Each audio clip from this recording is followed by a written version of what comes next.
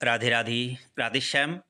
প্রিয় ভক্তজন, সুধীজন, গুণীজন ও মাতৃগণ, সকল চরণে আমার দণ্ডবৎ প্রণতি। নিশ্চয়ই ভালো আছেন, ভালো থাকুন এবং এই মন্দির থেকে এইভাবেই প্রার্থনা করি সবাই আমরা যেন একটু একটু করে ভগবানের চরণের দিকে এগিয়ে যেতে পারি। হরে কৃষ্ণ।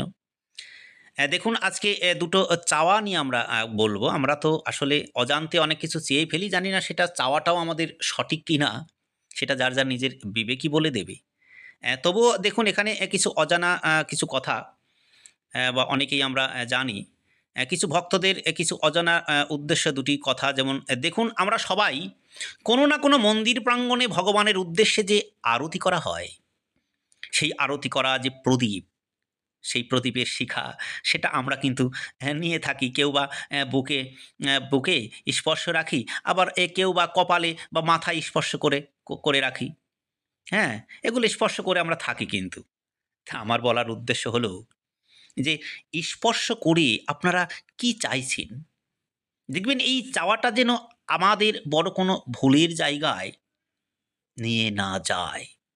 যদি চাইতেই হয়, তবে এভাবে চান, হে ভগবান, আমার এই যে ভেতরে আত্মযুক্ত শরীর, এই যে ভেতরে যে অজ্ঞানরূপ অন্ধকার রয়েছে, তোমার এই প্রদীপ শিখার দীপ্তিময় আলো পেয়ে আমার ভেতরের অজ্ঞানরূপ অন্ধকার যেন চিরতরে দূরীভূত হয়ে যায়।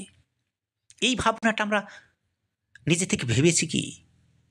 আসলে শুধু প্রদীপ শিখাই দেখে যাই। হয়তো কখনো সেই ফুলের তরিটা যখন আমাদের কাছে নিয়ে আসে, হ্যাঁ, তখন আমরা শুধু এইভাবেই মনে করি, হে ভগবান, আমার সন্তানকে ভালো রেখো। দেখবেন আলোটা নিয়ে, আলোর সেই শিখাটা নিয়ে আমার সন্তানকে ভালো রেখো। হ্যাঁ, আমি যেন ভালো থাকি, আমি যেন সুস্থ হই। আসলে এটাই কি সবকিছু? না। ভক্তি যদি থাকে, ভেতর থেকে যদি প্রেম জাগে, প্রেম তো এইভাবেই জাগাতে হবে যে আসল চাওয়ার উদ্দেশ্যটা এটাই হওয়া উচিত।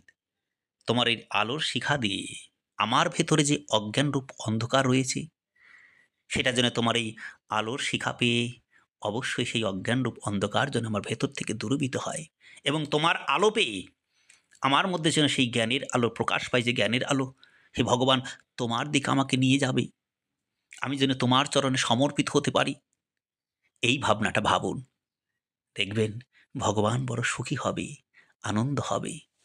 ভগবানের সুখে আপনি আনন্দিত, আবার আপনার আনন্দে ভগবান সুখ এবং আনন্দ অনুভূত হয়। এইভাবে প্রেম রাখি, অবশ্যই ঈশ্বরের চরণকে লাভ করবেনই করবেন। হরি ওম তৎসৎ। ইচ্ছা সবাইকে